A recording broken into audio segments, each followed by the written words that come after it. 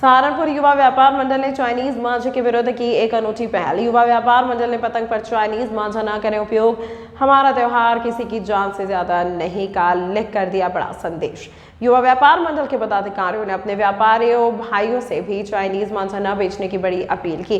जिले के सहारनपुर युवा व्यापार मंडल के पदाधिकारियों ने आज एक प्रेस वार्ता का आयोजन किया, जिसमें उन्होंने प्रतिबंधित चाइनीज मांझे को लेकर लोगों को जागरूक करने के उद्देश्य से पतंग पर चाइनीज मांझा न करें उपयोग का संदेश देते हुए लोगों से चाइनीज मांझा न खरीदना और न बेचने की अपील की है।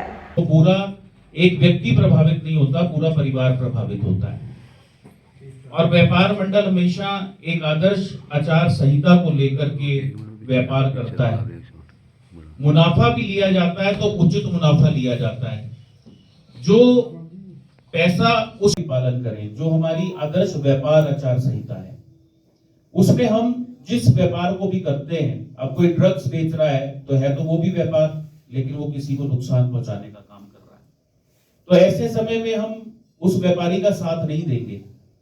अगर कोई चाइनीज मांझा बेचने का काम कर रहा है और उससे किसी व्यक्ति की जान पर बात आ रही है तो उस व्यापारी का साथ देने के लिए जबकि वो बढ़ रही है, तो मैं आप सम्मानित पत्रकार बंधुओं के माध्यम से भी, जो प्रिंट मीडिया के और इलेक्ट्रॉनिक मीडिया के लोग हमारे बीच में हैं, मैं उनके माध्यम से भी कहना चाहूंगा कि कहीं ना कहीं अधिकारियों को भी इस और कड़े निर्देश और कड़ाई से इसका पालन करना चाहिए।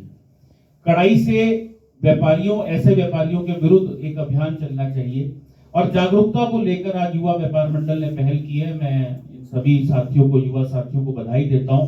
एक सांकेतिक रूप में संहिता का भी हमें पालन करना है। कोई कर की चोरी कर रहा है तो वो व्यापारी कभी भी राष्ट्र हित में नहीं हो सकता। और इससे अलग अगर आप एक सर्वे लेंगे तो एक व्यापारी अगर 5 चीजों का व्यापार करता है तो 110 से ज्यादा चीजों का उपयोग करने का भी वो काम करता है। वो 110 चीजों का ग्राहक भी है अगर वो 5 चीजों का व्यापारी है। तो अगर आज आपने प्रेस वार्ता रखी हुई है, क्या उद्देश्य? देखिए, इसमें सहारनपुर युवा व्यापार मंडल द्वारा आज चाइनीज मांझे के विरोध में यहाँ एक प्रेस वार्ता का आयोजन किया गया है, क्योंकि ये व्यापारियों से जुड़ा हुआ सीधा मुद्दा है। और मैं हमेशा कहता हूं कि व्यापारियों को हमेशा एक आदर्श व्यापार आचार संहिता का पालन करके अपने व्यापार को करना चाहिए। जो व्यापार किसी को नुकसान दे, अगर हम ड्रग्स बेच रहे हैं तो व्यापार तो कर रहे हैं लेकिन किसी की जान ले रहे हैं। अगर हम चाइनीज मांझा बेच रहे हैं तो हम व्यापार तो कर रहे हैं लेकिन किसी की जान ले रहे हैं। तो हम अपने अर्थ से राष्ट्र का निर्माण करते हैं। हम अगर 5 चीजों के व्यापारी हैं तो 110 चीजों से ज्यादा चीजों का हम उपयोग करने का भी काम करते हैं। हम अपनी जिम्मेदारियों का निर्वहन करें। चाइनीज मांझे से पूरा परिवार समाप्त हो जाता है, केवल एक व्यक्ति नहीं जाता जब उसकी गर्दन कटती है। और ऐसा दुखद उदाहरण पिछले वर्ष में हमारे यहाँ शारदा नगर के एक व्यापारी के साथ रहा है। तो ऐसी स्थिति में हमें अपनी जिम्मेदारी का निर्वाह करना है। आज पतंग पर एक संदेश लिखकर कि चाइनीज मांझे का हम प्रयोग ना करें, उस संदेश के साथ इस प्रेस वार्ता को किया गया है। सभी युवा व्यापार मंडल के साथियों को निर्देशित किया गया है कि वो एक एक दुकान पर जाएं।